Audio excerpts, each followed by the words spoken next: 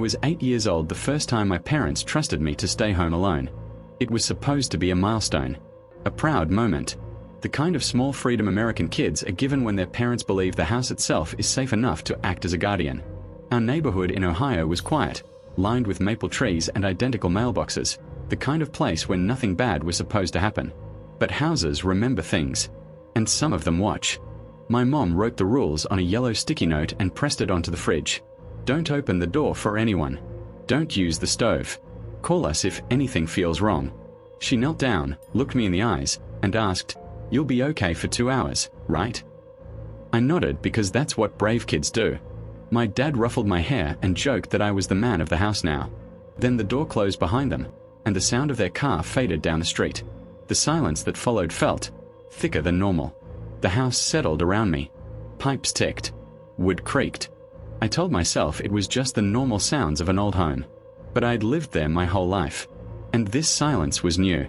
Every kid knows the feeling of being watched. That afternoon, it wrapped around me like a cold blanket. I sat on the carpet with my action figures, forcing myself to play normally. But I kept glancing toward the hallway that led to the bedrooms. The hallway always looked longer when I was alone. Darker. The door to my parents' bedroom was slightly open. I was sure it had been closed before. I stood up and stared at it. The air near the doorway felt cooler, like it was breathing out. "Stop," I whispered to myself. "You're just scared." I pushed the door shut. It didn't latch. I tried again. Still no click. On the third try, it closed fully. The relief lasted about 5 seconds. That's when I heard it. A soft, deliberate tap. From upstairs. No one was supposed to be upstairs. I stood frozen, listening. Tap. Then nothing. I told myself it was the house settling. Old homes make noise. That's what adults always say. But houses don't choose rhythms. I backed into the living room and turned the TV on, cranking the volume higher than I was allowed. Cartoons filled the room with bright colors and fake laughter. The tapping stopped. For a while. Then I felt it. A vibration beneath my feet. Something heavy shifted above me. Not walking. Dragging. I ran to my room and slammed the door. My heart was pounding so hard it hurt. I grabbed my mom's old flip phone from the nightstand and checked the signal. 1 bar. Call if anything feels wrong. It felt wrong. But I didn't call. Because something in my room had changed. My closet door was open. I never left it open. Ever. Inside, my clothes hung perfectly still. No movement. No drafts. Then I noticed the space behind them. It looked deeper. Like the back wall had moved. I stepped closer. That's when I heard the breathing.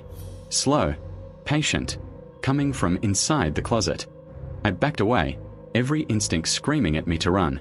My heel caught the edge of the rug, and I fell hard onto my back. The breathing stopped.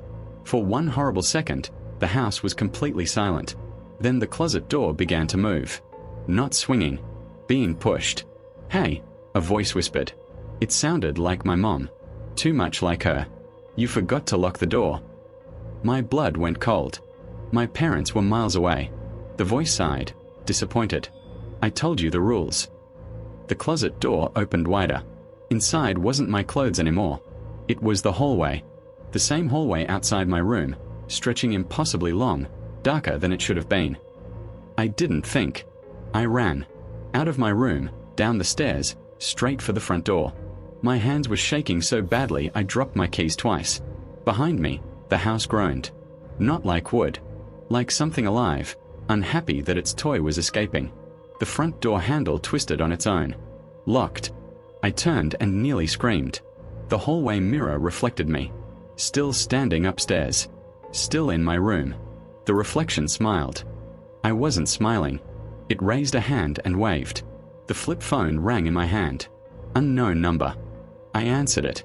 My own voice whispered, "Don't hang up." The reflection stepped closer inside the mirror.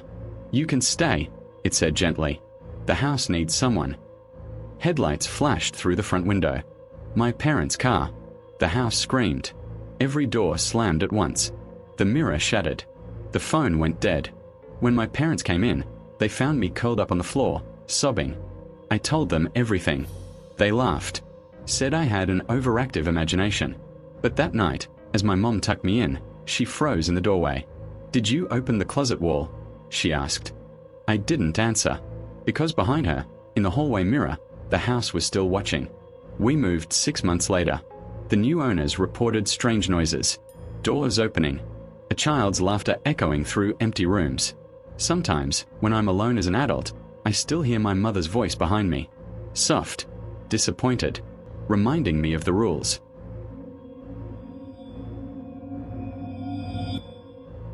I was 9 years old when I learned the difference between being alone and being unsupervised.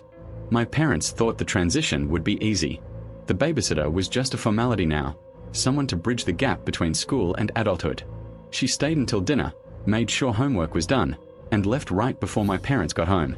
That Friday, she left at 6:30 p.m. My parents wouldn't be back until 7. 30 minutes. That's all. "Lock the door," she said, slinging her bag over her shoulder. "I will," I replied, already half-focused on the TV. She hesitated at the doorway, scanning the street. "You sure you're okay?" I nodded. The door closed. The deadbolt clicked. And just like that, the house changed. Not dramatically. Subtly. Like a breath being held. I did what I always did when adults left. TV on. Volume slightly too loud. Lights on in every room. The familiar comfort of noise and brightness. I sat cross-legged on the floor eating cereal straight from the box, watching reruns I'd already seen 100 times. That's when I noticed it. The sound. A second set of footsteps. Soft. Out of sync with mine. I froze. The footsteps stopped. I listened, heart pounding. "Hello." I called out. No answer. The hallway leading to the bedrooms was dark, the light switch on the far end. I hadn't turned it off. I stood slowly, cereal spilling onto the carpet. The air felt thicker near the hallway. Occupied. The bathroom door was closed. It hadn't been. I remembered the babysitter leaving it open so the light could air out the steam. The handle was turned slightly downward, as if someone had just let go. I reached for it, then stopped. Something wet dripped onto my foot. Not water. The house phone rang. I screamed. I grabbed it off the wall and answered without checking the number. My mom's voice filled my ear. "Why didn't you lock the back door?" My stomach dropped. "I did," I said. She paused. "No, you didn't," she whispered. "I can see it." Something clicked behind me. The pantry closet door opened slowly. Inside were shelves. And behind the shelves, a shape. Breathing. Watching. My mom's voice returned, sharper now. "Get outside. Now." I dropped the phone and ran. Bare feet slapping against tile, then carpet. Behind me, something moved fast. Too fast. The front door loomed ahead. Unlocked. Had it always been unlocked? I burst outside screaming. The neighbor across the street dropped his newspaper and ran toward me. Behind us, the front door closed. Gently, as if nothing had happened. The police searched the house. They found muddy footprints leading from the back door to the pantry. They found the bathroom sink running. They did not find a person, but they did find something else. An empty juice box. One I'd never seen before. The babysitter quit the next day. She told my parents she heard breathing while she was there. She thought it was the house. She said she didn't want to admit it. She said she thought she was imagining it. We installed new locks, motion lights, an alarm system. But none of it mattered. Because years later, when I asked my mom about the phone call, she went pale. "I never called you," she said. And suddenly, I understood. Someone didn't just stay after the babysitter left. Someone wanted me to know they were there.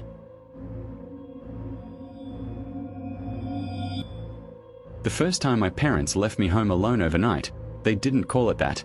They said I was old enough. Old enough to lock doors. Old enough to microwave dinner. Old enough to sleep through the night without panicking. They were wrong. I was 10 years old, and something in that house knew it. My parents were attending a wedding 2 towns over. They planned to come back late, maybe even after midnight. They gave me a phone. They gave me rules. They gave me a hug that lasted a little longer than usual. Before leaving, my dad paused in the doorway. "If you hear anything," he said, half joking, "it's probably the house." The door closed. The lock turned. And the house exhaled. I stayed up watching TV, wrapped in a blanket on the couch. Every room light was on. Every shadow stayed where it belonged. For a while. At 9:17 p.m., the TV shut off. Not the power. Just the TV. The reflection in the dark screen showed the hallway behind me. Something tall stood at the end of it. I turned slowly. The hallway was empty. Too empty. The air felt colder, like the house had opened a door somewhere inside itself. I checked the thermostat. Still set to 72. Still running. But my breath fogged. I decided to go to bed early. That felt safer. Upstairs, the hallway light flickered as I passed beneath it. My bedroom door was open.